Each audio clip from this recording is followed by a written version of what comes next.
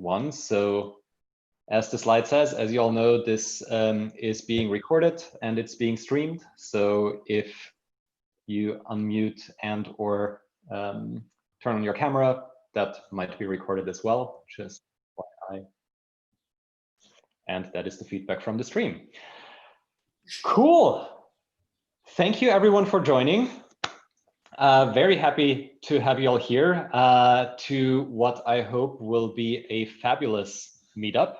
I'm your host, Philip, today, and yeah, I would say let's get straight into it after this very quick plug for our support page. So as you know, this is all free for you. It's free for anyone who wants to join.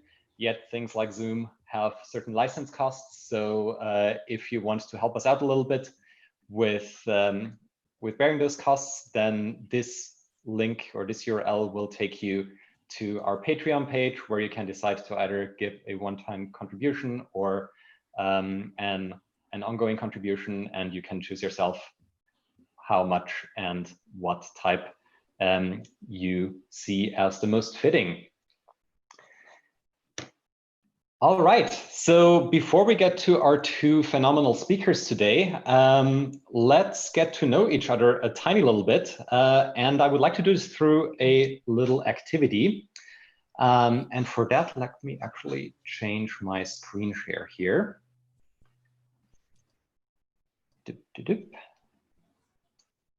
All right, so I'm gonna drop the link to a public Miro board into the chat in a minute. And what would be cool if we did this together is think about the last book that you've read or the book that you're reading right now. And then go into this little 3-dot menu here in Miro and choose the Google image search bit, and then just search for the book title that you thought of. So in my case, that is called Homo Deus. And then you can just select that, and it's gonna paste in here. And if you'd like, you can add a little note of what you learned from that book. And yeah, that way we can do a tiny little UX and product book club here before we get started with our talks. So let me. Is it allowed to place less sophisticated books, Philip? No, this is the standard, and everything lower than that will be deleted immediately. No, of course, anything, if you want to put a comic book there, that's up to you. You know, there are no wrong answers. Cool, no, you raised the bar, Philip. There we go. Well. All right. And don't be confused when that URL comes a couple of times in the chat. I just keep pasting it for the new people joining. So everyone who just joined, we're popping into that Miro board, and we'll showcase our most recently read books.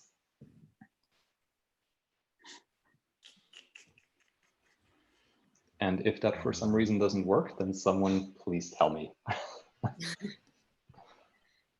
Oh, okay, now I can see people.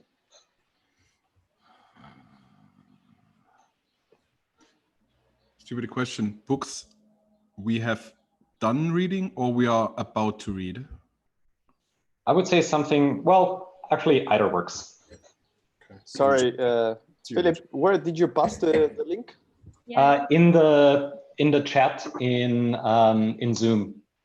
I also just put it into Slack if you're there. Okay. Mm-hmm. Thank you. Channel.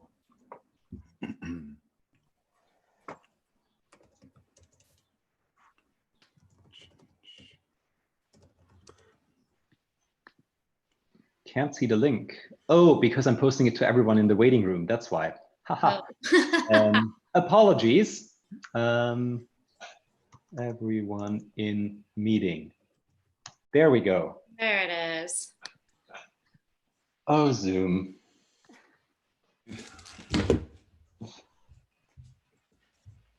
I was wondering why is it so empty in there? But there we go.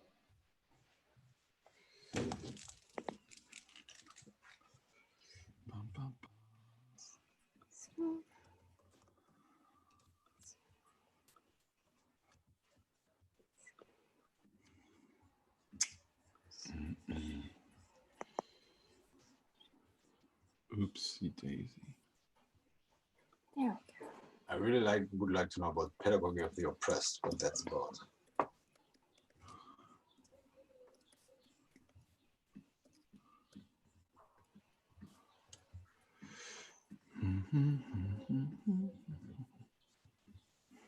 Unity to change. All right. Interesting. Sorry, I just joined. What are we doing? Oh, yes. We are in Miro Yes, again. I'm in Miro. Okay. So we're just finding a book that you have recently read or are currently reading or are about to read and pasting those there optionally with a note about what you find interesting about it, what you learned from it. If it was complete garbage and you would never recommend it to anyone, that's of course fair too.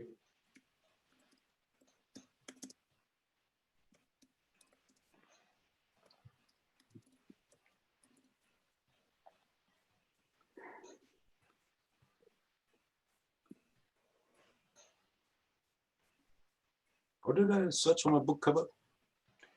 So you go to that 3 dots menu in the sidebar, and then there's a Google image search Yeah, got that.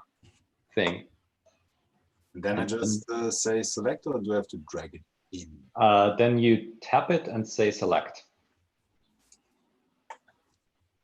Okay.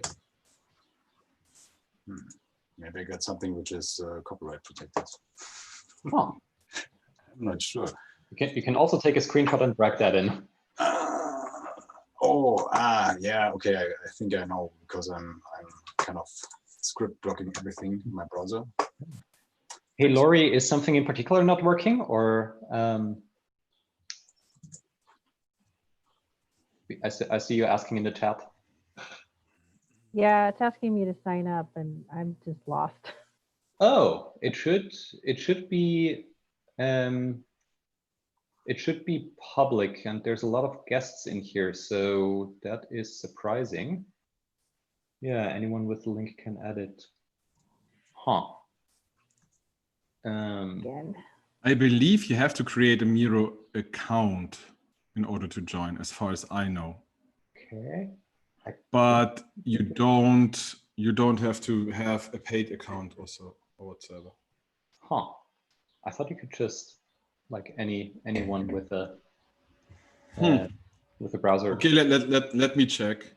Maybe Yeah. not for the free version or something. Yeah. New private window. Boom. Well, anyway, I think it's maybe time to wrap up anyway, and maybe see, does anyone want to say a sentence or two about what they posted? You can just unmute yourself here and take the mic.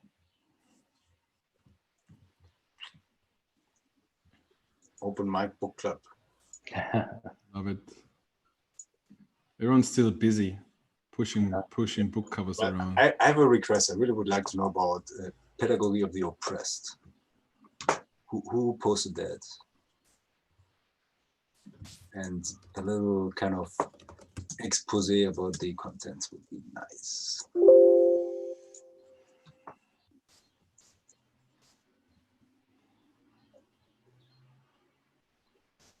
Anyone who has put? Who posted pedagogy of the oppressed? Who did it? Actually, Nathan here, and I would like to start by introducing this book called Designing with Data. So recently, I came across one interview, and like people asking me about like how to decide based on the data. And I think that this part is kind of weak for me, so I just search one book, and in order to define, in order to improve my understanding about like design and data and ability to kind of improve the understanding about like A/B testing and data-driven design. Yeah, that's it. Cool. Yeah, that has been increasing in importance a lot over the past couple of years. I'm the one that posted the Pedagogy of the Oppressed.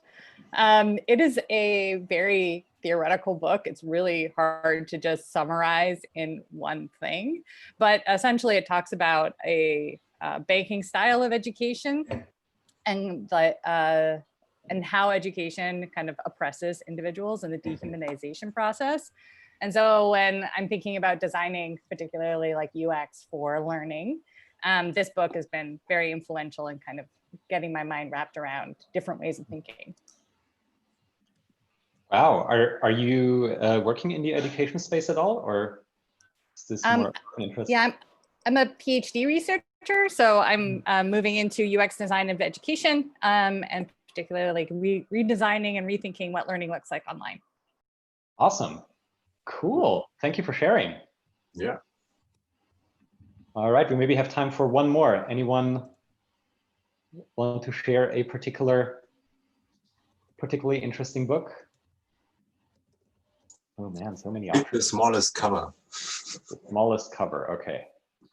Which one is the smallest cover? I believe black this spot one. somewhere in the middle here. This one is Design Justice. Community-led practice to build the worlds we need. Hey, hi, this is Christine Costello. I posted that. Hey. It's a really interesting look at how design choices we make distribute benefits and burdens, and thinking about ways that you can design to lessen the exploitation or marginalization of people who often don't get a voice. It's pretty interesting. There's also an organization called the Design Justice Network that's doing work in this space. I'm in the middle of reading it, so. Sorry, which book is that? It's called Design Justice.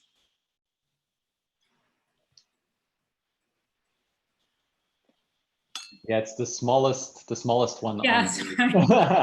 Oh, thank you, Andrew. Now it's larger. Not anymore. Cool. Yeah, if you want to paste the link to the organization, then in the chat, I think that would be interesting for a couple of people here. There's 2 copies of them. Is 2 people reading it? Oh, maybe. Huh. Well, I would say thank you all for sharing your book tips. We did the same thing last time as well, and it was really fun to, even after the meetup, just browse through all the covers. Gave me a lot of inspiration. So I invite all of you to do the same. Excellent. I already shared designing with data with my team, so. Nice. See, that's how we do it. Yeah. All right. You should read Immunity to Change, everyone. It's great. Sorry, Cool. Phil. No worries. Shall I mute? Okay. Then let's all get back to Zoom. And as it says here, let's get emotional, because the first of our 2 speakers today is no other than the Pamela Pawlishak, author of the book Designing for Emotional Intelligence, Emotionally Intelligent Design, which you should all buy and put on that book mirror board afterwards. But yeah, Pamela is going to talk about emotion and design in the age of big emotion. And maybe I can turn it over to her to give a quick intro and get started. Let me unshare my screen here. Yeah, thanks so much for having me today. I put on that board, which if any of you are into reading fiction these days, this great book, The Particular Sadness of Lemon Cake. And the protagonist is reading, can taste other people's feelings in food. So imagine, if you will, this superpower, because we may actually be getting something kind of similar to this. Philip, it says I can't share yet. Yeah, I have a really mundane question. For some reason, I can't unshare right now. Let's see. Is it at the top? Like, is there a red stop? Yeah. And that's not doing it. Well, let me just close the window and see what happens. How about this? That actually kind of worked. Yeah. So okay. I'm feeling like that.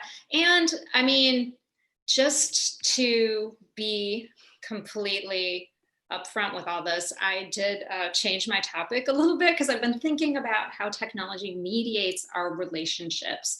And so my interests are really around emotion and how we express emotion through technology, how emotion mediates that.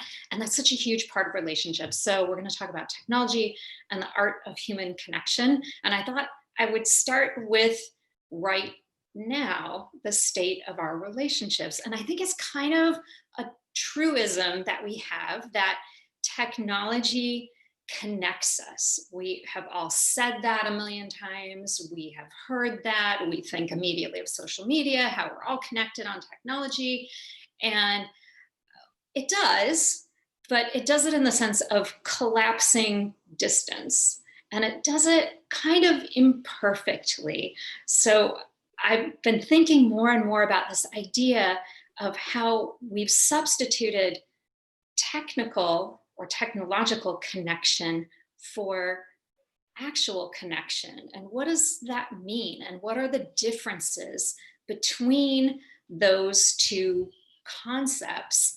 And how does that impact how we design technology? So if we think about first where we're at right now, global pandemic, in case you have forgotten, probably you haven't, and lots of emotions welling up in isolation. So we might even be feeling at this time a little nostalgic for those early days of COVID. It seemed like we were so innocent, but we did have a lot of anxiety about the illness, about the unknowns, and we responded by stress reactions, pandemic, shaming each other, panic working at home, panic hoarding of toilet paper, among many other things. We started feeling all these new emotions too, like nostalgia for things that just happened a few months ago, things that we most recently lost, or in kind of the other version of emotional time travel that we do, we feel grief over things that we anticipate losing in the future. But it becomes even more serious when we think about relationships, right? Because loneliness already was this global crisis. So the World Economic Foundation declared it one of the top problems that we as a world are facing in the 21st century. This was before the pandemic even began. And the UK appointed a minister of loneliness. Japan, Denmark, Norway, lots of other countries were experimenting with ways to mitigate loneliness, ways to investigate the sources of loneliness. One, of course, is that we have more people living alone in the world than ever before, and in certain countries more than others. But it might have other factors too, the kinds of communities we're creating, or even other mental health issues that aren't addressed. And so the pandemic has, like it has for a lot of things, kind of intensified this feeling of loneliness for a lot of people. And then when we think out a little bit about this time of isolation, we might also think that technology probably has a role in maybe making social anxiety better, but also kind of, accentuating it in a lot of ways. Already it has, right? Like if you think of kind of milder versions of social anxiety, like FOMO, that's part and parcel of social media and feeling this kind of envy or discomfort at ourselves, imposter syndrome. And this might be exacerbated by technology going forward, where we feel this kind of anxiety about going back out into the real world again, but also how we're connecting online. And then I guess the third thing that I think about as far as the effects of the pandemic on our relationships and how technology is in that mix is this idea of pent up frustration and aggression, right? So we have some people on the one hand who are living alone and it's making their loneliness more pronounced. We have people on the other end of the spectrum who are all stuck together and are having, you know, at its worst, domestic abuse and domestic violence has gone up in, you know, all over the world, and that's a problem. But there's also just problems of privacy and space, and this idea that we need time for ourselves to be in a positive relationship. And what is tech's role in all of this? Well, you know, tech has been mediating our connection from the beginning of this, and we've kind of, it hasn't really been designed specifically for our needs at this time, but we've been developing rituals around it and new etiquette and new ways of kind of coping together through tech channels. So where if you're a parent, like me, your kids might be playing a ton of Roblox all the time with each other. And I have mixed feelings about it, right? Because it's time together with friends, but it's also really intense screen time that we're feeling. We're trying to share activities together, like creating Netflix parties. We're doing challenges together to feel this kind of bond or solidarity. We're adapting Zoom for our needs. So whether it's a dance party or drinks with friends, as maybe we're all doing a little bit of here, or some of us are anyway. And it's given us ways into other people's homes and by extension into their psyches, right? So there are whole accounts rating people's bookshelves behind them or rating their settings. We've all created, you know, made an art of creating great Zoom backgrounds to use. Yeah, remember this early in the pandemic? That's over now. And we've made our faux pas, right? We've learned when to mute and when to unmute and what buttons to use and when to turn ourselves into potatoes and how to not turn ourselves into potatoes on our Zoom broadcasts. And we've developed coping mechanisms. Memes are a really great source to look at because in dark times, we collectively, and in this case, the whole world, turn to humor. And we use technology to kind of solidify those bonds and come together around this challenge that we're all facing together and to do it with humor. So it's been a golden age for memes to help us cope. But all of this is very reactive, right? It's taking the technology that's out there and trying to adapt it for our current uses and trying to make it fill in all these gaps that we're missing.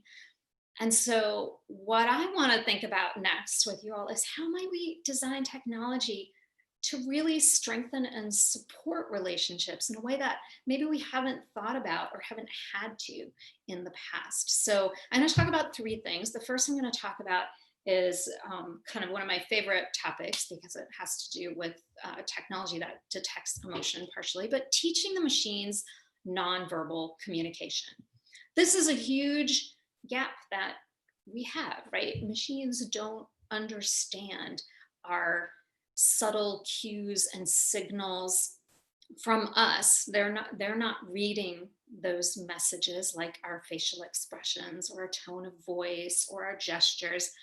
They also get in the way of us reading those cues for each other too, right? So for instance, right now it might appear that I'm looking into your eyes, but I'm actually looking into a webcam and I'm not seeing you at all. And that was a design decision, and that's a way that technology sort of gets in between us when we're trying to do nonverbal communication. So I guess I mean both things here. Now, there's been plenty of experimentation in this realm, and none of it has really come to fruition, but we see hints of it, right? So for years, this has been going on. All the big tech companies have been experimenting with ways to detect facial expressions as a way to understand nonverbal communication. So back in the good old days of 2015, Microsoft came out with Project Oxford, and we could all determine whether Keanu was really sad or not. He seems a lot happier these days, and so I'm feeling pretty good about that. But there, you know, IBM came out with the cognitive dress. I love this one because the idea is that all of this technology that would detect our emotion from, in this case, instead of our face, biosensors, so our skin temperature or our heart rate, would then be expressed on the dress. And you know, it might have some use in social distancing, this design. So who knows? Apple bought Emotiant quite a while back, I think 2016, and they've been sort of gradually getting used to the idea of us emoting with our machines. So maybe we've had kind of, you know, sly and clever conversations with Siri, but now through Face ID and Animojis, we're getting used to kind of emoting with our machines, and that's preparing the groundwork, for better or worse, for that technology. If we look at patents, we see that Alphabet is thinking about a Google search that would respond to nonverbal communication from you, your facial expressions. And of course, Amazon is thinking about ways that Alexa could detect not only health signals from your voice, but also emotional signals from your voice, as this patent diagram shows us. So this is squarely in the realm of all of this, what's called emotional AI technology. It started with helping kids who are on the autism spectrum understand other people's emotions and read those emotional cues through training. Here it's paired with Google Glass to help the wearer see the non-verbal expression of a partner. So this thinking has been going on for a while, and now we're seeing little glimmers of maybe what it could be. I mean, online dating has, by all accounts, gone through the roof in times of COVID. And there's lots of new approaches to doing that. And one, this one's a startup called First Blush, but I think all the major players are also thinking about this idea too, is how could we detect some of these nonverbal cues and use this to make a match, help you communicate better, feel more connected to each other, truly connected, not just technologically connected. I often show this example of Crystal, which is another way of kind of coaching you based on the emotion in your language.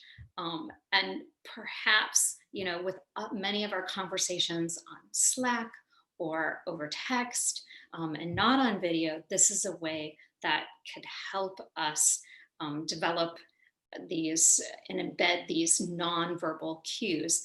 And of course, this is being played around with now with the coming of fall and school. There's tons of startups that are looking at this space as far as students, so to get the feel for the whole classroom. And obviously this has a lot of other applications too, like the feel of an event, right? So normally when you go to an event and you're all in a room together and you hear a speaker, just like students who hear a teacher, there's a vibe in the room and you can feel it and you can know some idea of like, oh, are people like bored? Are they leaning forward? Are they intensely interested? That's missing from the tech picture right now. And so a lot of startups are looking at ways to do that by giving some kind of emotional readout or even crafting you into a persona in the case of the students' information, or conveying information back to a teacher to understand the kind of engagement that a student might have. Now, there's a ton of concerns around this, obviously. I mean, even, you know, the big players have not been very ethical about their use of this. This is just one incident from Facebook a few years ago where they We're targeting sad teens with their advertisers. This was only through language, not through any kind of typical sentiment analysis, not your emotional AI. So, but we're getting more signals, and they might be getting better. And a lot of these signals are going to be embedded in the technologies that are going to start making their way into our world potentially, right? Like the symptom sense may be something that we start to see in airports when we're flying again, that not only does it do all the other things that airport security does, but it takes your temperature and reads your pulse rate and some other biometrics, which then, so it's going to make us more habituated to this technology. It's going to start insinuating this technology into other things. And perhaps my hope is that it could be used for good. I mean, there's some drawbacks, right? Like, first of all, if we're all wearing masks, it's pretty hard to detect our facial emotion. So, I mean, Simone, who was at Push a few years ago, does a lot of interesting projects. And one of his was, this one's a little tongue in cheek, but having a way to show your emotions through your mask. I don't know if this is far-fetched anymore. And there's other problems with this technology too, that it is grounded in one theory of emotion, an evolutionary theory of emotion, that says, there's a few emotions that are universal and that can be detectable through expression. And that's highly debatable right now, because there's really two big schools of emotion. There's an evolutionary school of thought that says, emotions are biological, you see the bear, you feel fear, you run away, that kind of thing. And there's the social constructivist school, and Lisa Barrett is probably the most well-known among that school now, that says, we actually construct these emotions as we go along in life. And most people think, well, it's probably a little bit of both. It's one of those situations. Is it nature or is it nurture? It's probably both. We don't know. But what does this mean for us as designers? Because, right, these are the technologies, and what we saw in those examples are lots of graphs or directions. But if we were really going to think about designing nonverbal communication, I think maybe we need to think more about how we experience nonverbal communication. We experience it two vastly different ways, I think. In the moment, we don't experience it by like, that's a happy moment. Now she's sad.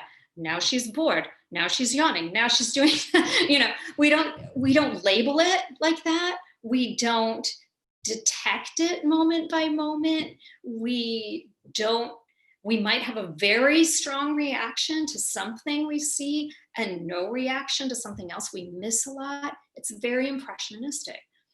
Afterwards, when we think about nonverbal communication, maybe of something that just happened, a conversation we just had, an event we were just at, there's more conscious, but it tends to be more holistic. We wouldn't say like, well, there were a few moments where he was really looking stressed out, and then it was happy. And then at about moment 5 and 30 seconds, we don't do that. It's holistic, it's reflective. We say like, yeah, the vibe was really good, or that was really like, I feel so much more relaxed after that talk, or something like that. And maybe over the longer term, we develop some kind of behavior change based on that too. Like we say, oh, yeah, that person always really makes me feel calm. I'll hang out with that person more. So that's how we experience. So far, the technology is so new that we're not really seeing any thinking around that. But I think that's probably where we're going. Okay, 2, simulate embodied presence. This one's a little shorter, but there's a lot of experimentation here. And you think to yourself immediately, you're like, VR. No, I'm not going to talk about VR, but we could. But that's not my space. I'm going to talk about haptics for one.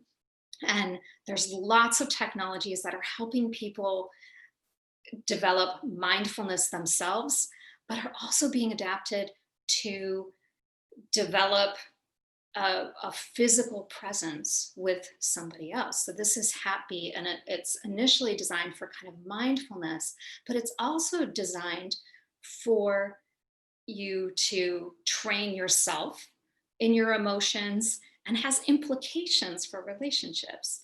But we could take this even further and use haptics to convey other sensory cues like touch, right? Right now, people who are lonely are oxytocin deprived. And oxytocin is that chemical in our brain that gives us that good, relaxed, happy feeling, and we're not getting it if we're alone, right? So maybe a hug shirt where it's a little weird, you know, we'd have to get used to it. Wearing a shirt, first of all, that's the same as somebody else's shirt, kind of a fashion faux pas, but also then you have to hug yourself to hug the other person. But I think about like online dating, and I think about the late 90s and how you really had to be a serious dork to do online dating in the 90s. And now here it is, like about 20 years later, and it's completely the norm. So I'm not going to rule it out. And there are more extreme examples. This one keeps resurfacing. A couple different research groups have done this, and they've both named it Kissinger for Kiss Messenger, not for the former Secretary of State politician. But if you're old enough and you have those memories, it really ruins the mood for you as far as kissing. But you kiss your phone, and then if you hold up the phone on the other person holds up the phone, they feel the kiss. Okay, so I mean, why not BDSM? Sure, it could remote touch could be actually even safer this way. And you can see here's a pull cord. This is a speculative project, so you can't really get any of these yet. Well, maybe you can get a hug shirt. It's pretty expensive though. I mean, when we think about embodiment too, we're not just thinking about transmitting touch or sensory cues to each other. We're thinking about embedding it in other technologies. And we've already seen a little bit of that, like with Paro or with the robot Pepper that detects something about our emotions and then kind of conveys that, although touch really isn't a factor in that one where it is in Paro. And we're seeing that a little bit. Italian hospitals had this robot, Tommy, that didn't have maybe that sensory factor, but it had an embodied presence that was soothing and that went where, frankly, people couldn't go. And I think that's something that maybe we're going to be called upon to do more of and think more about. Levotics, I always love to look at what they're doing. This little crazy circle bot releases oxytocin as you pet it. So instead of trying to sort of jumpstart the oxytocin through a virtual touch, here it just releases it directly, and you know, you get a little bit of it that way. So how do we design embodied presence? Maybe it's engaging the senses more, and that's just something that's hard for us as digital project designers, right? Because we're so visual, and this is going to change. Okay, last thing, facilitate serendipity. Well, this is what's missing in a lot of our online interactions. I'm sure if you look at your calendar, you have like 5 Zoom chats scheduled and a call, and now you're texting your friends all the time. You're even probably doing FaceTime with your mom and dad if they live far away. Like everyone who wasn't on before, all of a sudden is on, and everything's scheduled, and it feels kind of artificial. And that thing that supports relationships sometimes is serendipity. So we saw a little bit of this pre-pandemic with Pokemon Go and how people were meeting up in public spaces because of the game. And there's a bunch of new ideas around this. I mean, Loom is a workplace idea, but this one is about sending out just a quick video as you go. So maybe like a hint of serendipity in that.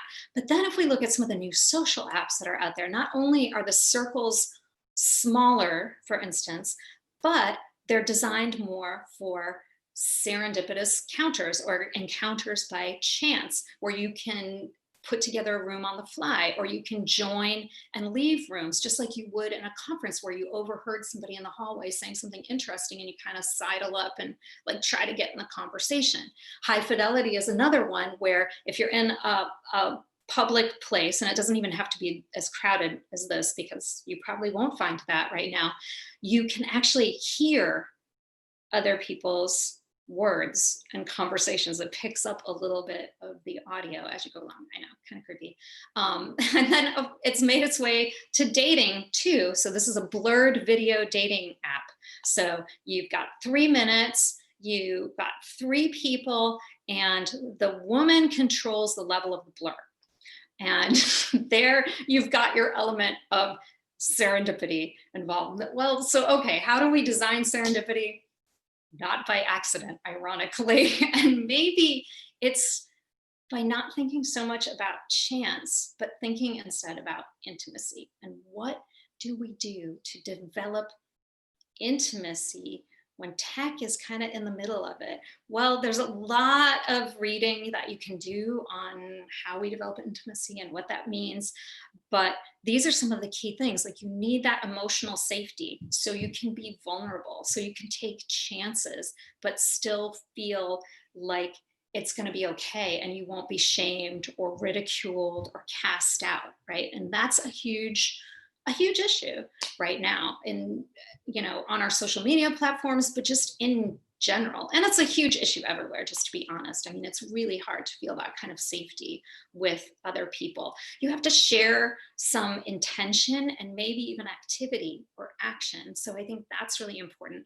And a lot of the other things we talk about, like nonverbal communication and presence, are still going to be really important if we think about intimacy. And I guess at the baseline of all of this is care. And I think that's, how we can probably move forward instead of thinking about,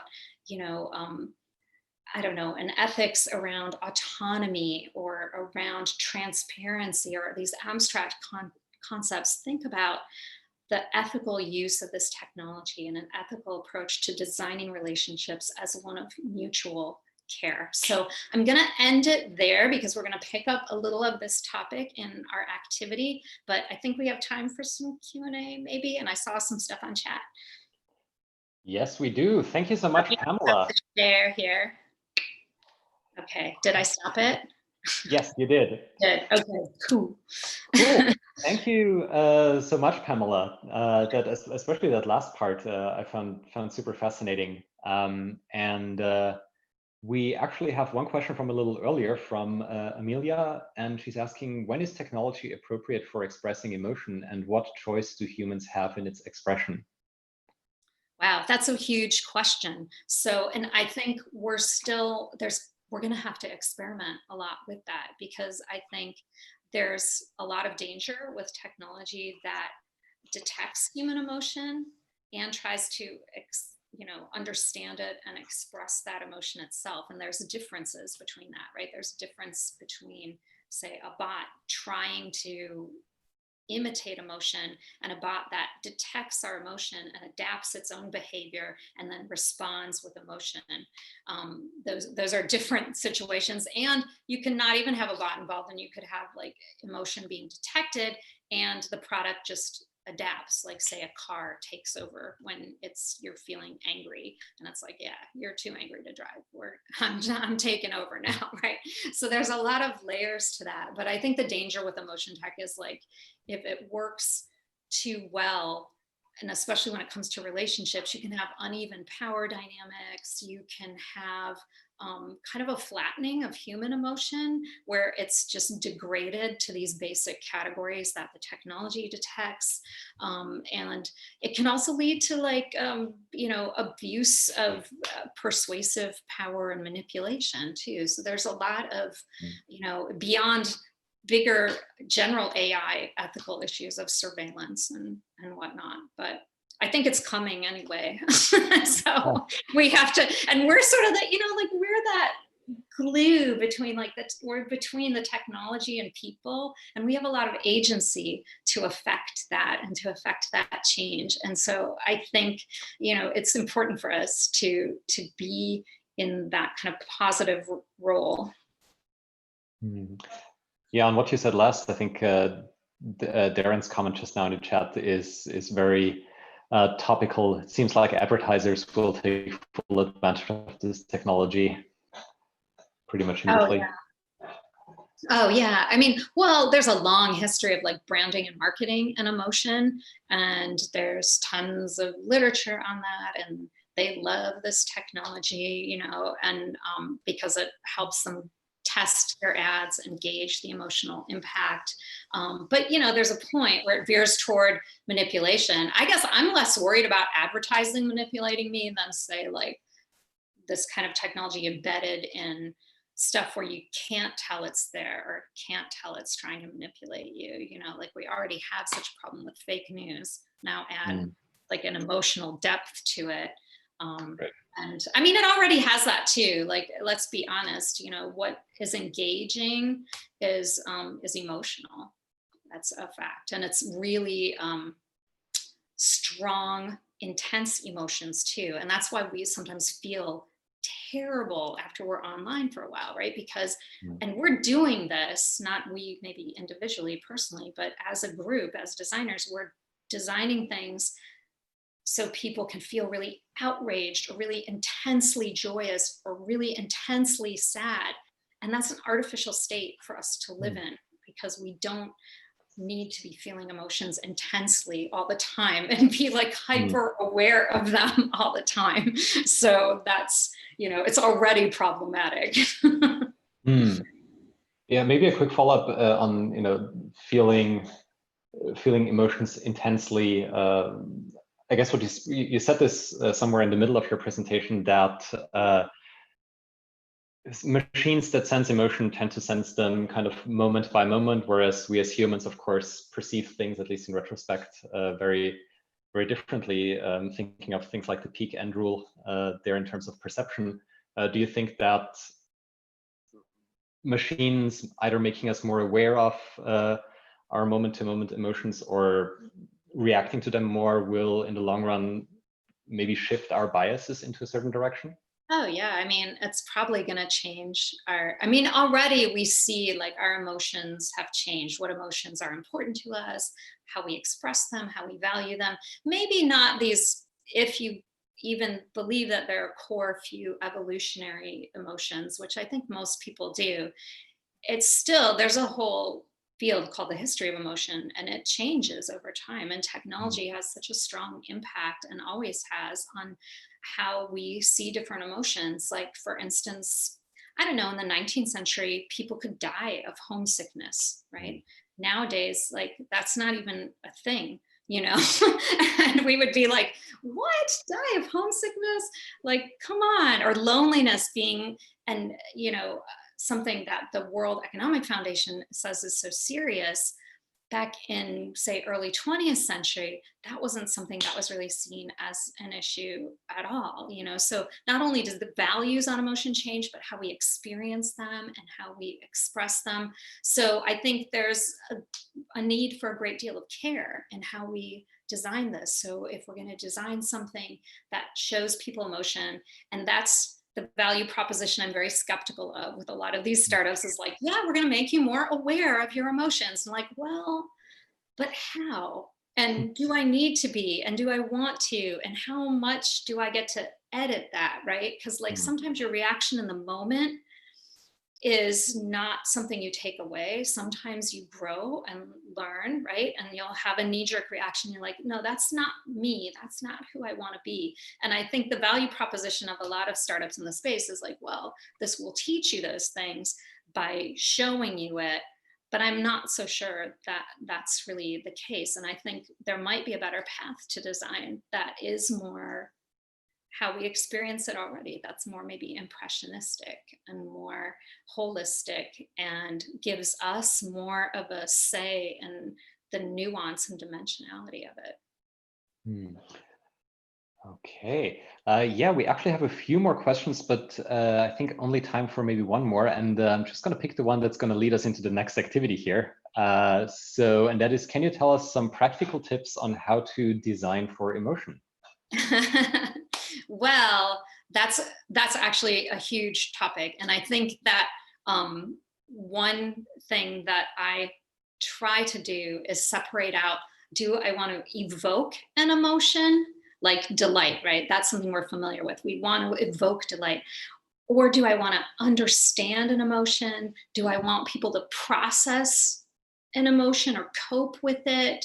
Do I want to maximize it or minimize it? I guess what I'm saying is, like, when we're thinking about designing for emotion, I want us to think less about hard and fast rules or like a quick tip or a technique, and more about like, what is the ultimate goal? I mean, back to basics, I guess, in a way. What is the goal of the person? You know, what are they trying to do? Are they trying to, like anger, for instance, we might think it's really negative, but there are situations where it can be really positive. If I'm going to a protest later today, I want to amp up my anger, maybe, or maybe I don't, because I want everyone around me to be calm. You know, maybe I'm, I'm feeling all this leftover anger from doom scrolling, and I don't know what to do with it. And I lash out at a family member, right? Like, where is our role in that? Because we're in it, whether we like it or not. We're like sort of in that mix, and we've got to kind of take a step back and think about that dynamic. Yeah, cool. Thank you so much for diving into those questions, Pamela. And as mentioned earlier, this kind of brings us fairly neatly into our next activity, because we're going to do a little breakout session. So we'll split up into breakout rooms in just a minute. And as a little prompt to what to talk about with your fellow breakout roommates, I guess, here's a prompt from Pamela. How might we redesign Zoom if it could detect emotion? Do you want to say a few words about that, Pam? Yeah, I mean, I think that Zoom's already working on this, and all of its competitors are too. And I've seen this as a design prompt for a couple of hackathons recently as well. IBM would be one that comes to mind. And maybe we want to think about, if it could detect emotion, but maybe think about it more broadly too, and what we talked about, like, well, how might it, sure, we could do it a moment by moment graph of what that looked like, but could we go broader with that? Could we redesign Zoom that conveyed some kind of emotion to the speakers? How does that change the dynamic to the participants? Does it create, a vibe or something on its own? Does it communicate that? Like, what are some ways that we could really get creative with that beyond just like graphing out moment to moment feeling? I'd be curious to see what you come up with. Yeah, cool. So I'm going to open up the breakout rooms. There's going to be like 5 or 6 of each of you in each room, and it will be entirely random. So let's take maybe around 7 minutes, and you'll get the ping to come back to the main room at the end with a couple of like half a minute or so to wrap up conversations. And yeah, then maybe afterwards we can share 1 or 2 of your findings. So let's do this, and this is all good. Cool. Let's open up the rooms.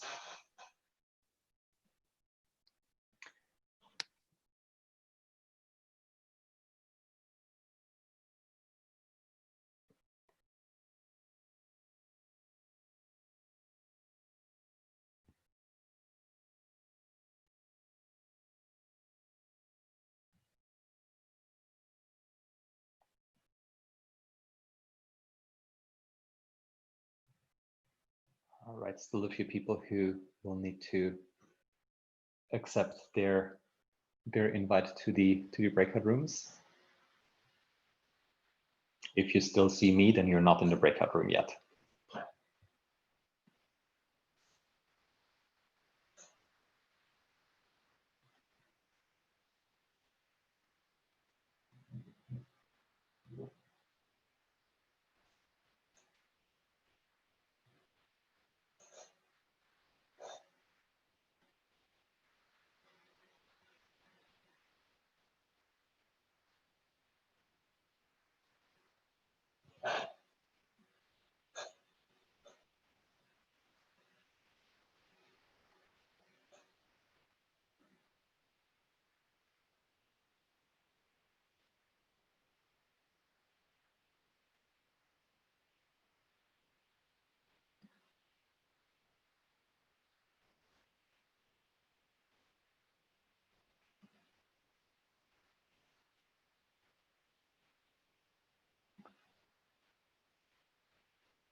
Hello to the person who just joined. We're currently doing a breakout session, which is why it's so quiet here.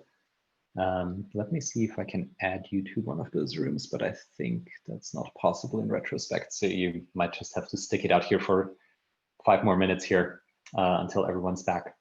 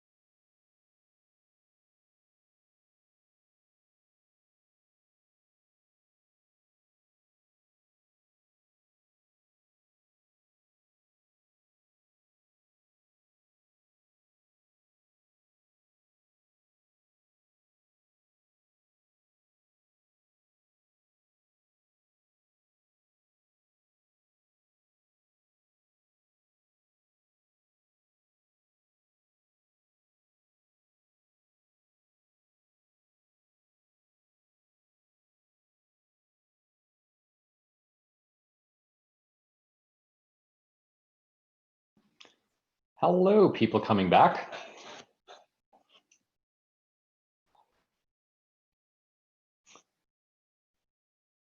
All right, 18 more seconds until everyone will be forced back.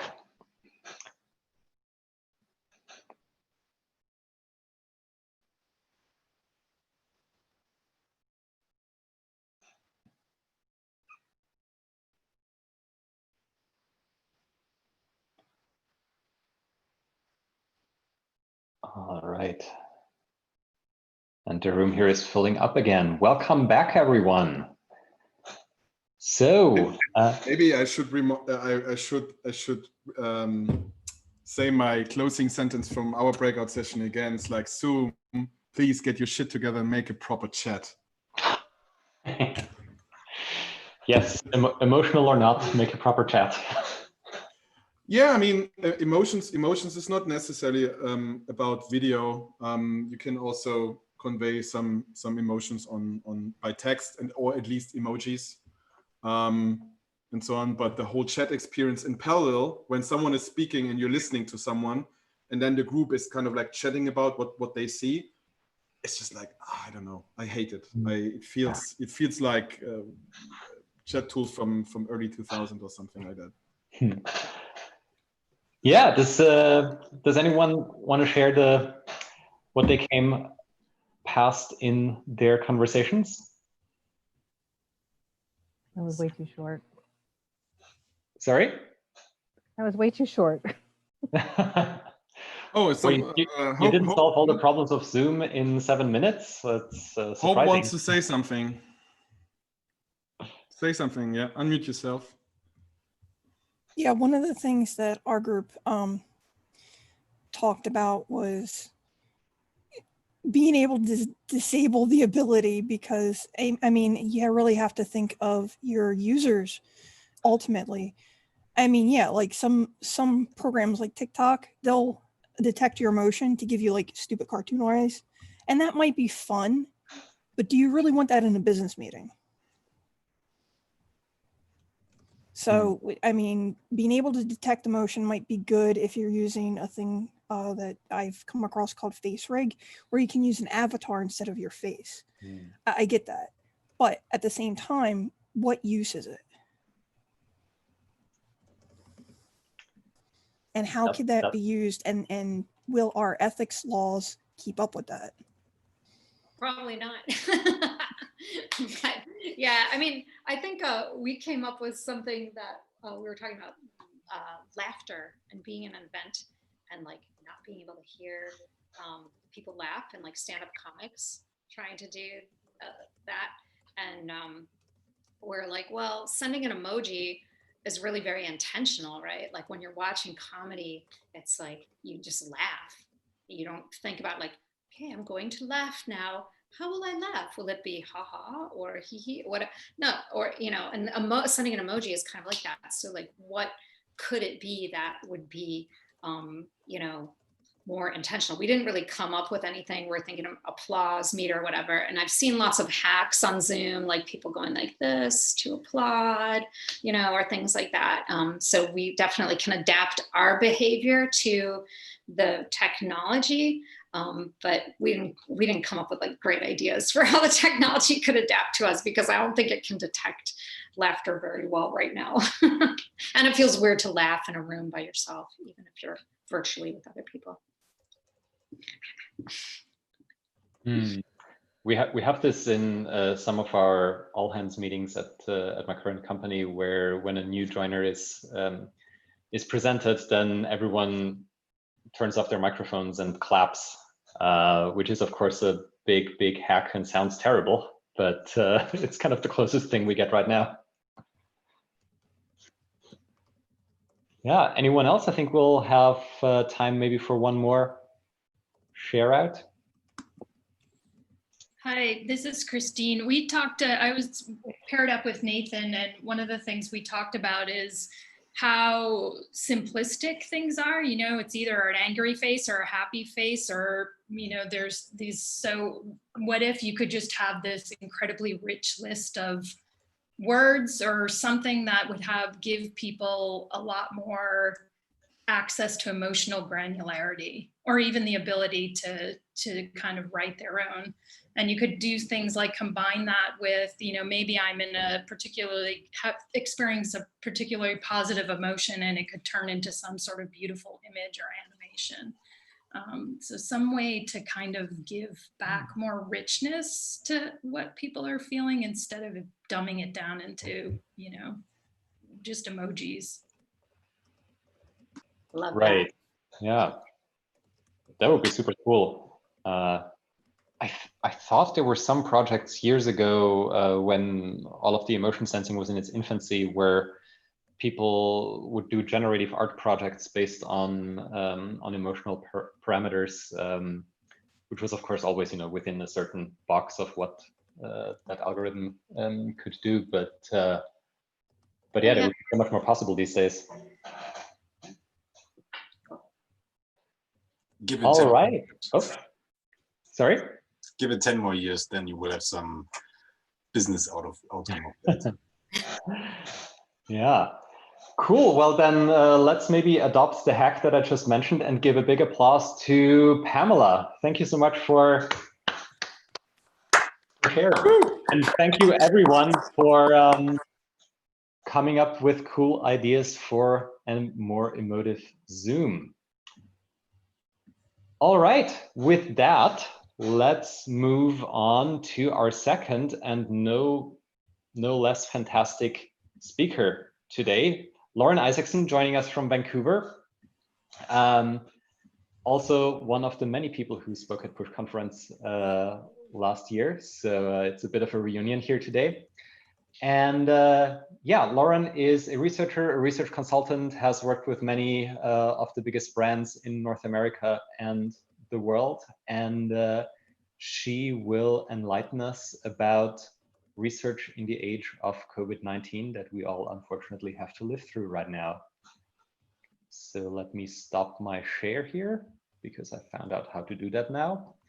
And Lauren, are you around? There you are, or there's your screen at least.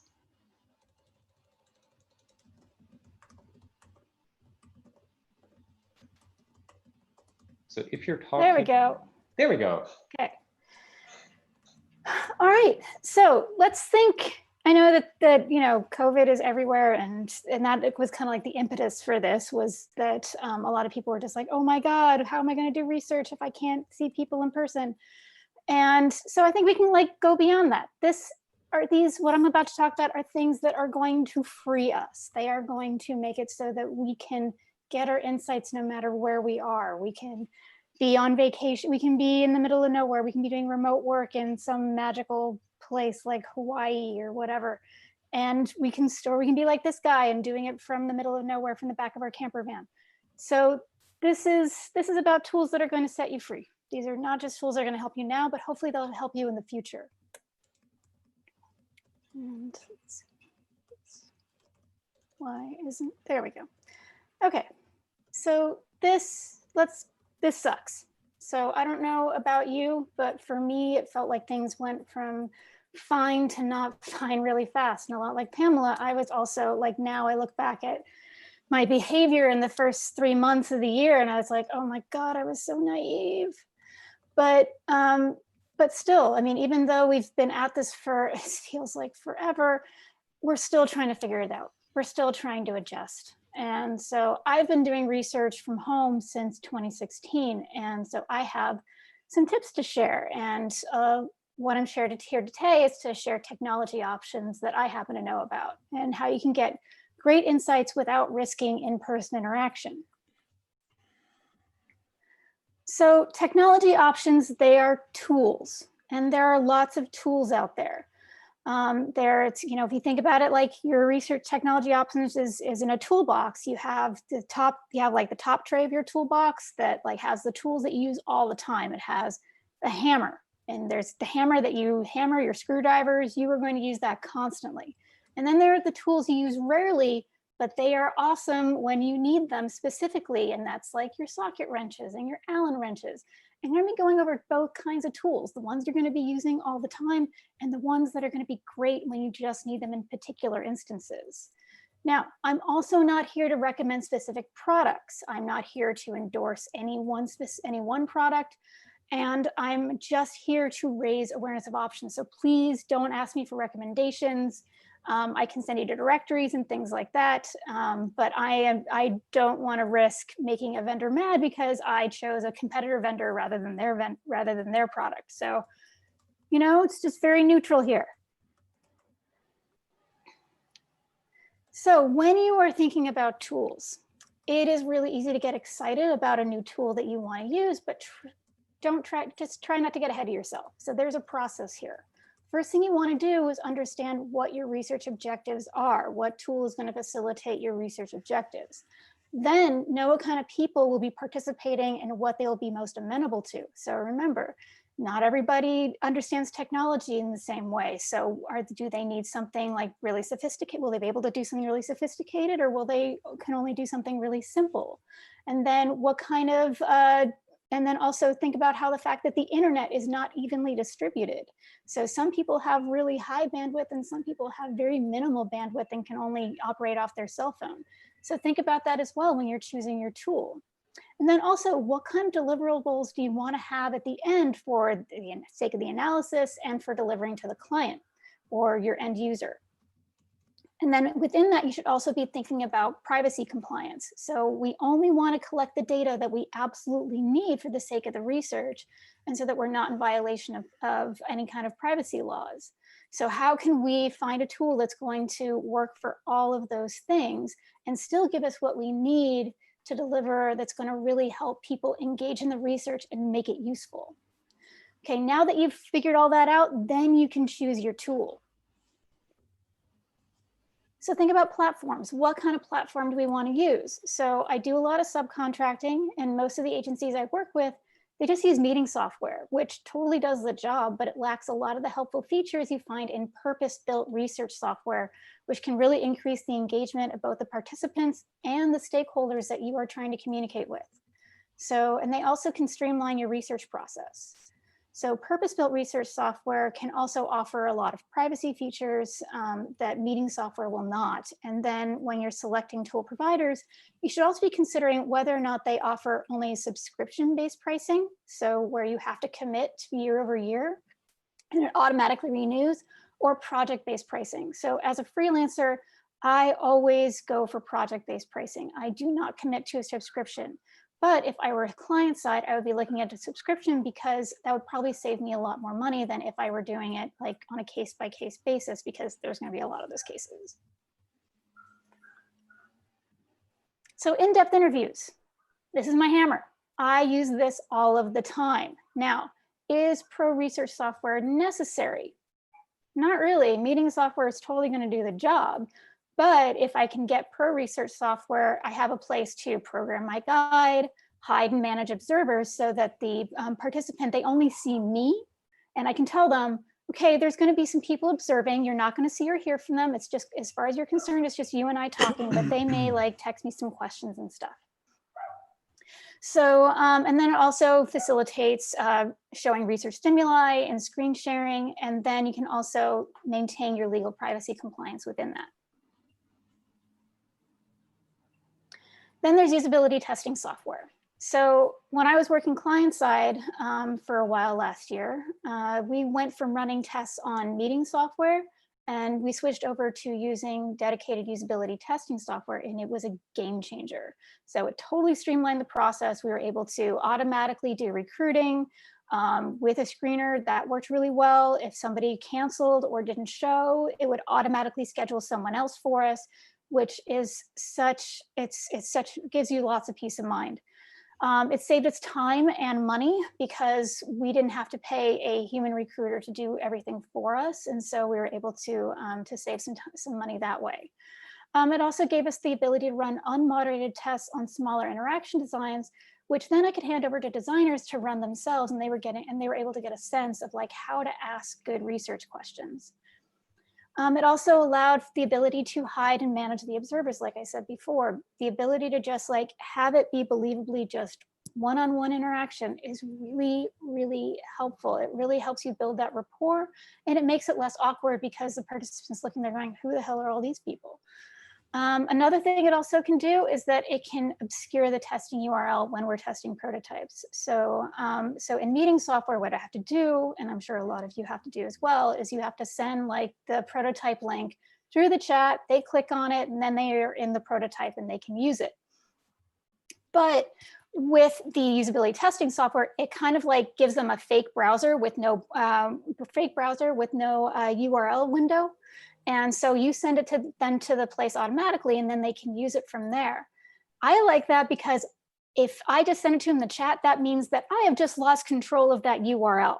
It is out in the world, and maybe they'll do something with it, maybe they won't do something with it. I have no idea, but I have no control over it. So I don't want that to happen. So I would much rather just like be able to hide that URL completely.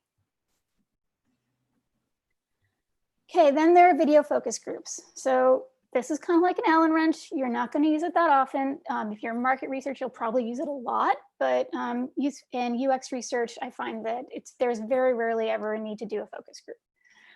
But this is kind of like meeting software on steroids. So some features, it has the same features like the other pro research software that I mentioned earlier, but it has the added benefit of group dynamics. So if you have something that has any kind of group dynamic element to it, then you may want to consider doing a focus group. So it can handle up to 5 to 6 participants. And it also has that virtual back room for the observers so that they can observe the research while you're conducting it and ask you probes.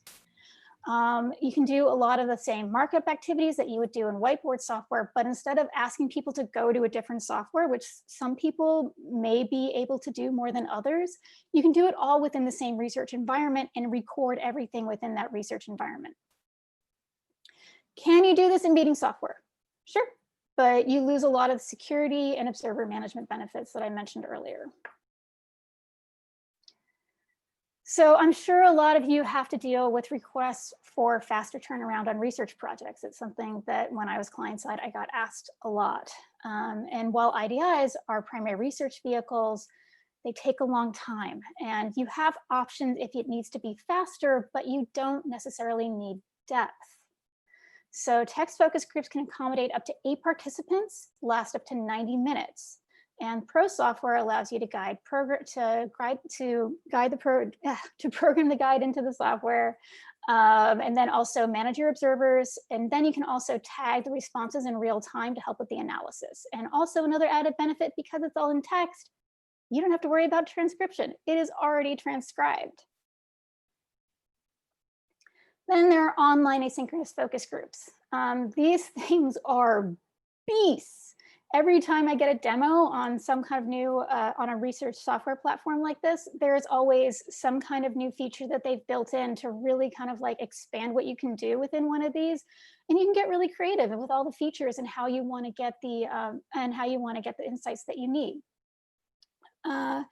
So these give you the benefit of speed and depth. So you can talk to up to 16 people at once within the group, and they last usually 2 to 3 days.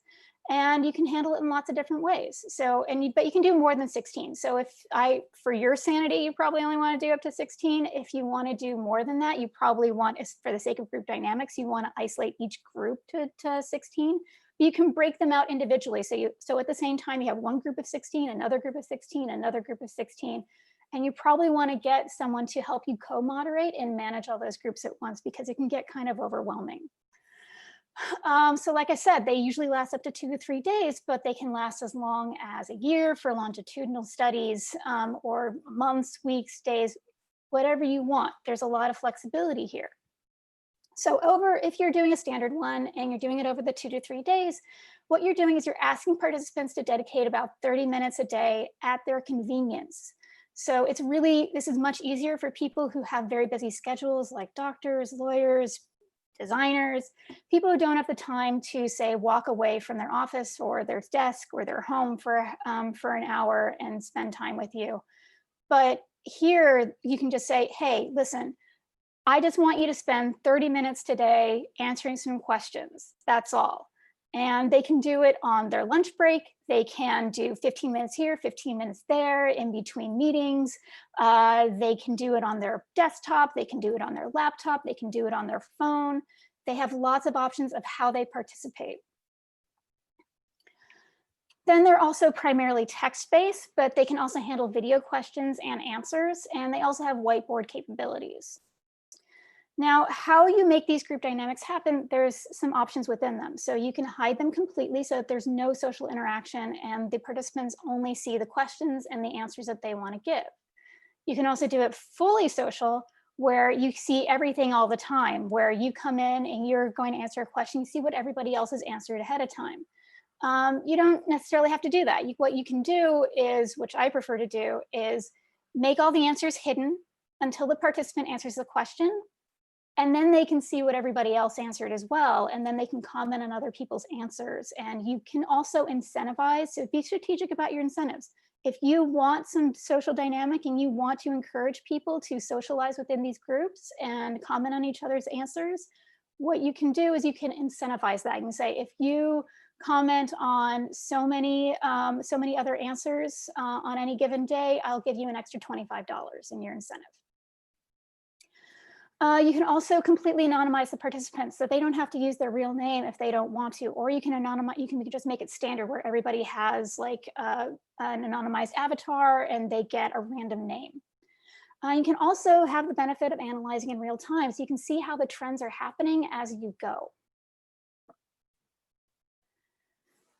Then we have digital remote ethnographies.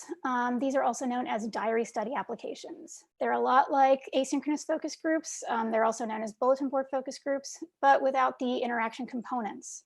So studies can last days, weeks, months, even years. It really doesn't matter. It depends on what you want to get out of it. And you can ask questions and assign tasks, allowing participants to show you their experience from their point of view. That is the entire point of a diary study, is for them to show you what they see, what they experience, and how they interpret it. You can maintain engagement by incentivizing task completion. So again, be strategic about how you dole out your incentives. And then you can also, good participation, that can be a qualifier for additional interviews or on-site visits. One day there will be on-site visits. And then just like the bulletin board focus groups, you can analyze the data in real time. So when we think about eye tracking, we think we need special glasses. We think we need they need to be sitting on a computer that has the direct software on it. And these days, you don't need that. You don't need expensive equipment to get eye tracking data. They can just download a program on their screen, or I'm not even sure you even now need to download a program. It may be able to just process it from the browser. And some platforms, so what some platforms do is they calibrate the participant's computer to track their gaze with no additional hardware. So it's pretty cool.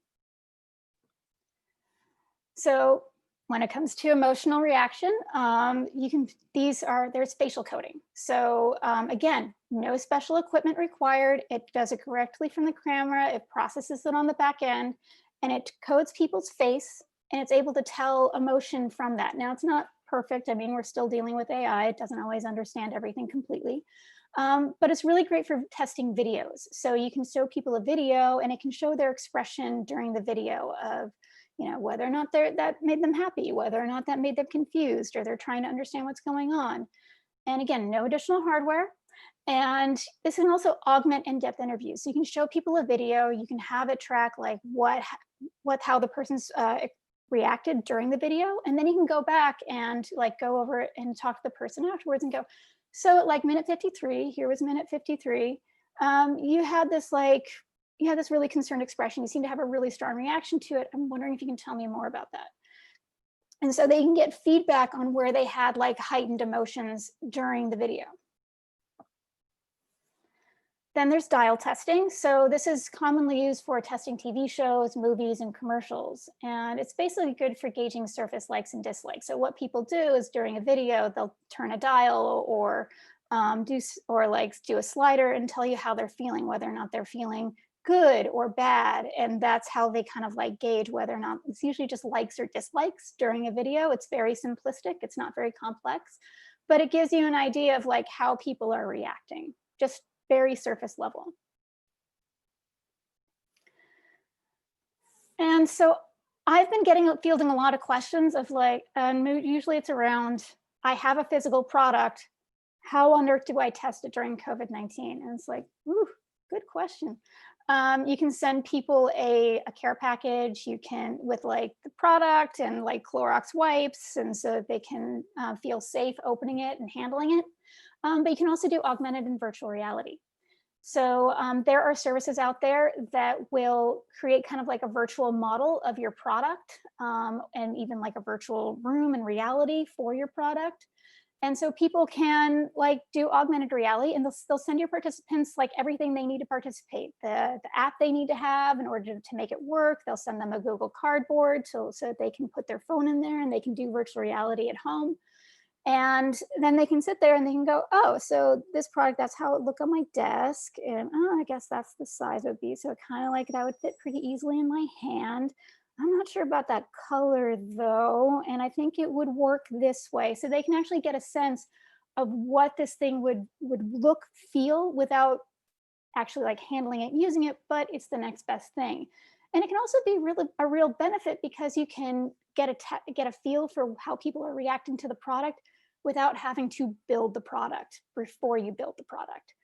Also, virtual reality is used a lot in doing kind of like shopper testing. So things that have to be in an environment, you can kind of put it in the environment. It will put it along other competitors or in its whatever natural environment it would find it in. You can get people's reaction to how they would work in this environment without actually having to be in that environment. And it can all be done from their homes. It doesn't have to be in a lab. So if you were to go down any of these routes, there are a lot of tools that are going to be new to you. So don't expect to use them expertly on the first try. That's just completely unrealistic. Think of ways you can practice before you use it for real. So get training from the vendor. You should definitely be asking for that and ask them to provide an opportunity to do a dry run. You can do that practice run with coworkers or friends. You can also offer to do a pro bono project for a charity. Those are ways you can kind of practice before you have to like do it for real and you don't have the benefit of being able to fail.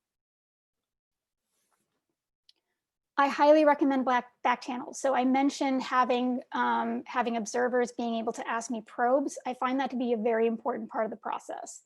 So you want to ensure research quality and insight adoption by making stakeholders active participants in the research. And a back channel is a way to allow them to communicate with you without being seen by the participants. So real simple way you can do that is use a messaging platform. So oftentimes I'll have a dedicated Slack channel available and I can tell people just at me on this channel, it'll pop up on my screen and I'll be able to probe further on what you're asking about. And then there's also text messages. So text messages can be really helpful, especially if you have a client that needs some extra friction so that they're not bothering you a lot during the session. So you can just have your phone off to the side, someone texts you a probe, you see that on your screen, you're just like, oh, okay.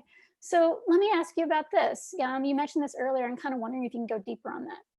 And then you can also use built-in options. So with that purpose-built research software, it has a back channel built in there so that you don't have to worry about any of that. It's already there. Okay, so testing mobile apps and software is complicated. That is not an easy thing to do in any environment. So, so one of the ways you can do it is mirroring, and that's when the participant will kind of like have a copy of their phone screen on the computer, and then they will share their computer screen with you, and that in turn will share their phone screen with you, so they can handle their phone as they naturally would, but without it being kind of awkward. But the problem with mirroring software is that there's a lot of tech support involved. You have to know what computer and phone combination they have, and then what mirroring software will work for that combination. So there's a lot that can go wrong with that. Then there's meeting software. So if you're using meeting software, something you can do is you can just say, hey, join this meeting from your phone, and then tap the 3 dots, share your screen, and then I would like you to go use the app. I've tried that before, and it was once they left the meeting software, once they left that meeting software into the other app, it just broke down. So I don't recommend it. It's not that stable. What I do recommend is definitely in the case of mobile, using usability testing platforms. They are built for this. They have native apps that were built to share screens, and they even have like the picture-in-picture, so you can see the person's face while they're using the app. Of course, it obscures part of the screen, but you can't have everything. But it gets you a really good idea of like what's going on, and it should be very stable, and it should work really well. Transcripts, oh, I love transcripts. So transcripts for me, they really speed up the analysis process. Humans give you, so you can use human-powered transcriptions, and those will give you high quality, but at a cost, and it takes some time. And then usually you're looking at like 2 to 3 days, which doesn't seem like a lot, but I know that being in-house, you just need everything right away. You can use AI-driven transcripts, and these will give you speed, but at the expense of quality. But they also are a lot cheaper. So for like a human-powered transcript, you're looking at like 100, 150 bucks for an hour.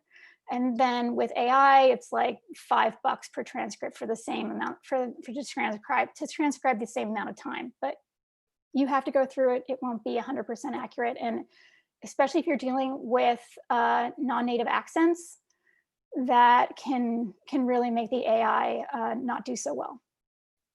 One thing that I highly recommend is when you're getting transcripts is to pay the extra money for timestamps. So if there is something in your transcript, you're just like, oh, that's interesting. I'm wondering if I can get it. I'm wondering what happened there.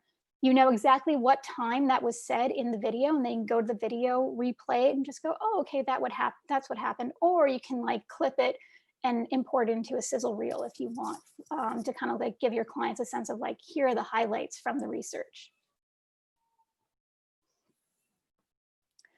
So for analysis, you have lots of choices for how the analysis is done. So you can go the old-fashioned route, which is you take the transcript, you cut it up using paper. So on paper, highlighters, scissors, you can do that. It's really great when you can be in the same room as your team. You can make it a kind of like a collaborative arts and crafts process where you're doing the analysis together, and that can be a lot of fun. Can't do that right now though, but it is very time consuming. A lot of researchers I know will use spreadsheets. So they will cut and paste the transcription into spreadsheets and then tag each statement however they feel like is necessary. And then they can analyze that data in aggregate, and it makes it really easy to find particular statements. Something that you can do if you do want to go the spreadsheet route is you can ask a human transcriber for some extra money because it's not as easy. You can ask them to transcribe the video directly into a spreadsheet. So all you have to do is just go in and start tagging things. So that's really helpful. Then you can do tagging of online documents. So you can cut and paste the transcription into say like a Google Doc or something like that. And you can kind of like make notes and do highlights. And that's something you can do, but it's kind of messy and it doesn't help you like really aggregate the data. Something I did once with a client that just wanted a fast turnaround on like a usability test, and they didn't want a fancy report after, is you can do collaborative affinity maps. So they open just like a whiteboard program like we used earlier, and everybody together, the observers, the researchers, we all got in the same whiteboard, and we started doing just kind of like putting down our thoughts, what we noticed from the research, and started making affinity maps and cluster maps of like what we saw and what the major themes were. And that made a fast turnaround, but also remember that because of that first fast turnaround, what we were doing is we were just relying on our recall and notes if we took notes. Then you can do qualitative analysis software. Now there's more and more qualitative analysis software options, and I keep being more and more impressed by what they have to offer. And what you can do with them is you can upload the text file into whatever you're doing, and then you can just highlight and tag things, or depending on the software, because there's all different types, they can do even more than that. So because these softwares, they can go anywhere from like really complicated and also very expensive to very simple and quite affordable, and really can speed up your process. So qualitative analysis software is something that I completely recommend.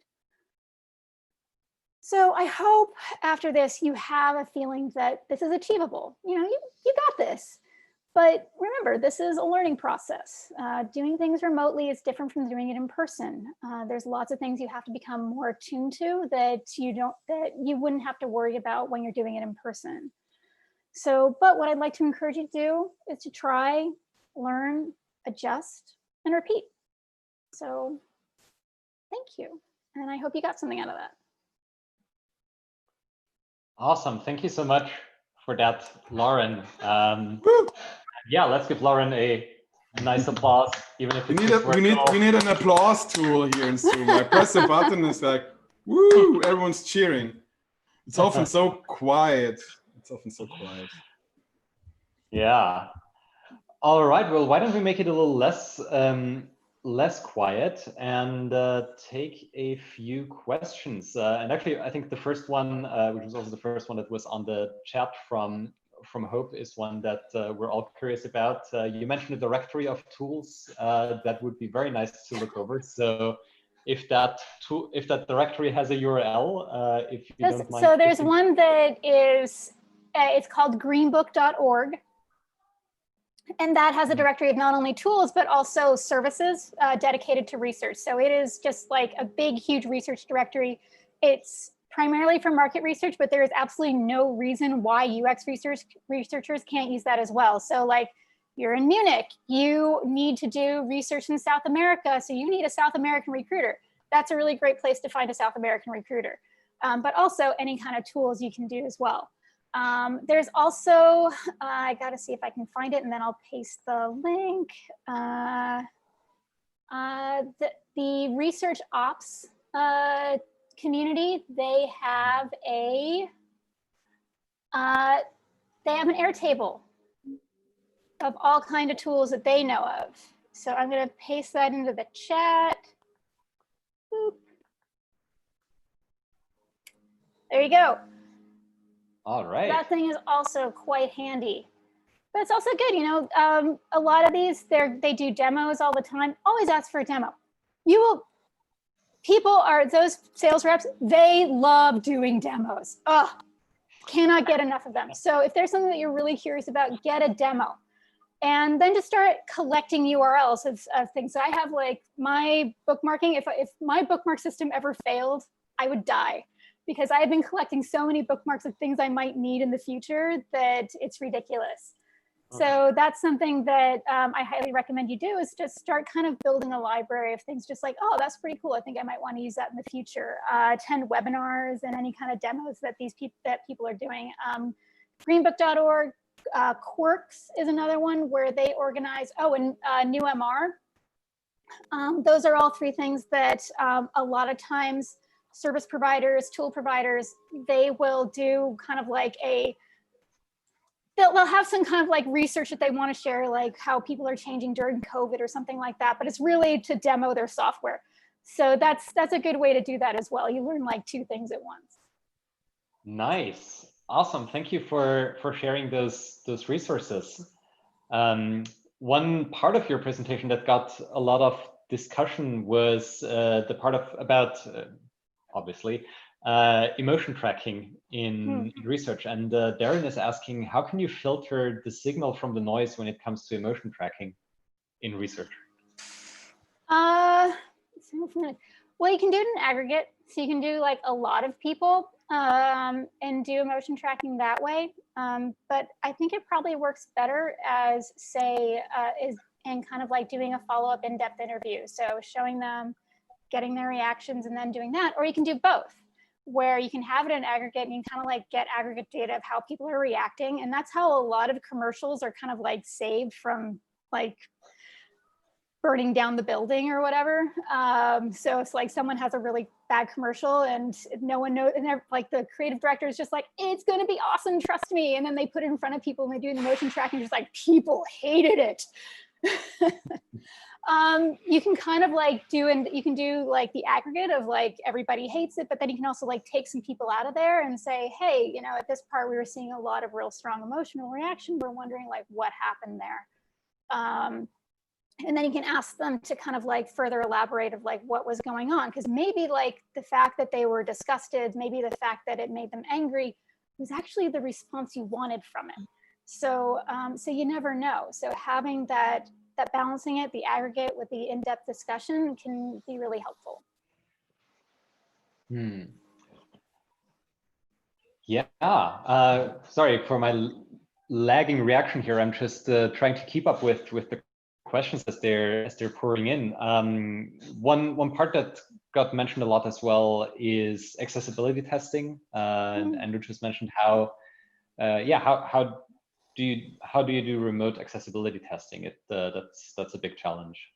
Okay, so yeah, that is a challenge, but it's also an opportunity. So especially with remote research, I actually prefer if I want to involve somebody with a disability in my research, it's much easier for them if I'm doing it remote.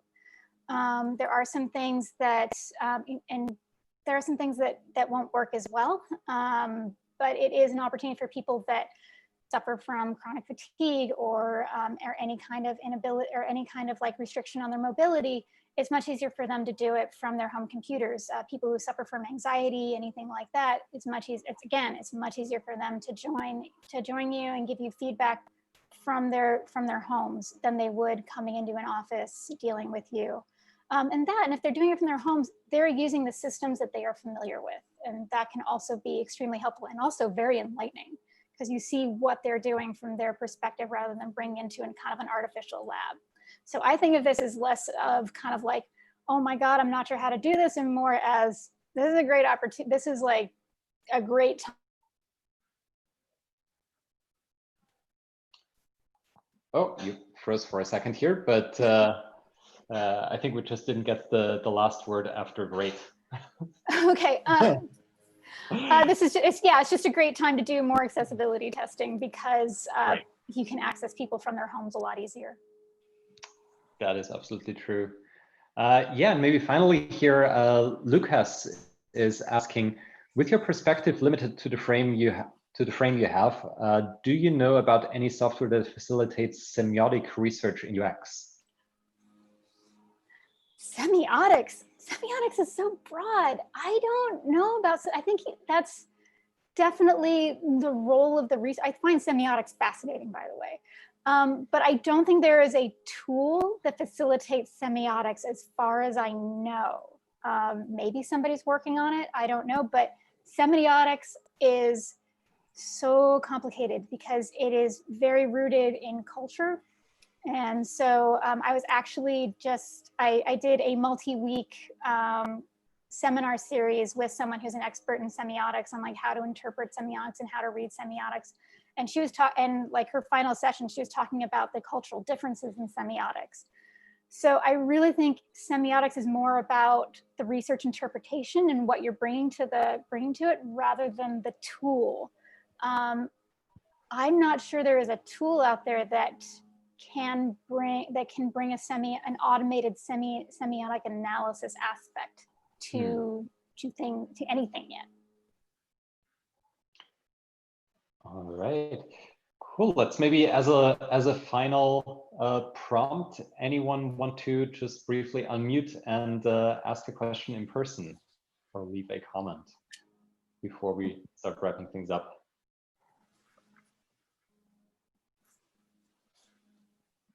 Going once, going twice. Yes, I'm Lucas here. I'm not quite sure on how to phrase my question yet. But is there, like, from your personal experience, anything where you personally feel like a digital tool has improved your ability as a researcher? And if, in what way?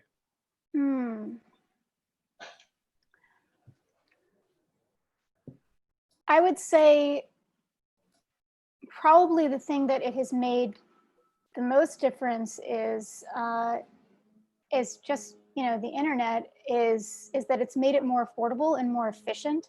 So we talk a lot about co-creation or doing research. A lot of like large companies, they do have their research labs in their facilities. And so they're only drawing people in from their local community, but they serve national and possibly even international audiences. So when you do that, are you really getting a representative sample? Are you really understanding what your users' wants and needs are if you are only researching people from a specific area? The nice thing about doing it online is that you can get people from all over. So you're not isolated to that. And when you're doing co-creation workshops online, also same thing. You're not just, so if like it was company in Munich, but you have people from all over Europe, you don't have to have your co-creation participants just be from Munich. They can be from all over Europe. And so you're getting a much broader sense of what people's wants and needs are. It's not location specific. So I think that's a superpower right there. Thank you. Excellent. Cool. Thank you once again, Lauren, and thank you everyone for participating and for your questions and for your engagement. This really makes this meetup what it is, and I think it's a lot of fun. So I hope you all felt like that as well. If you have not yet joined our Slack channel, then you should do that by going to uxandproduct.com/Slack, which maybe one of my wonderful colleagues can post into the chat box, can paste into the chat box, which is basically where we hang out and discuss things and review each other's CVs between meetups. You can also speak here. So for that, you can go to uxandproduct.com/submit-talk, and this all goes into a large database that we source some of these talks from. So yeah, tell us what you're excited about, and we'll make sure to get you a stage here. And finally, this wouldn't be complete without begging for money again. So here we are. As said in the beginning, it would be super awesome if one or two of you would head over to uxandproduct.com/support and leave a few euros on our Patreon. This covers the costs of things like Zoom and other expenses that we have running these events and running this community. Yeah. Phil? Yes. Can I quickly show the Slack community and say 1-2 sentences about it? Go for it. I'm gonna unshare. Okay, can I share now? Can I share? Here I am. Boom. Yay. Yeah, so I just wanted to show you how it actually looks like. And I would like to encourage you to join here. For example, we have recently launched a CV showroom where people can post their CV, also including me, and then get feedback from the community, right? Like, please post your CV. Maybe you're looking for a job or you want to get a review from your portfolio. Just post it here and then you can get feedback. Or the introductions, I mean, just go there, join all the other people who already said hello. Or you can post Goodreads, right? Like, very nice books you have seen recently. We already did this previously. Or you can join the general chat where people just ask for help or share something they recently found. And yeah, so just to get a gist of how it could feel in this community. And I would also like to encourage you to join there and be active and do some like proper peer coaching. So we can learn from each other. Cool. Thanks for the tour. Yeah, it is very much worthwhile hanging out there. All right, that is it for today. Thank you again, everyone, for joining. Thank you, Lauren and Pamela, who already had to leave, unfortunately, for sharing their wisdom with us. And yeah, the next meetup date is still TBD. We might take a little break in August, but we will be back soon, and it's gonna be posted on the Slack, on our meetup group on meetup.com, as well as on our newsletter, which you can sign up for on uxandproduct.com. Lots of channels. It's all the same information. You'll always end up here. And yeah, hope to see you soon and have a great time together again. Take care, everyone. Bye. Thanks for having me. Bye. Bye-bye.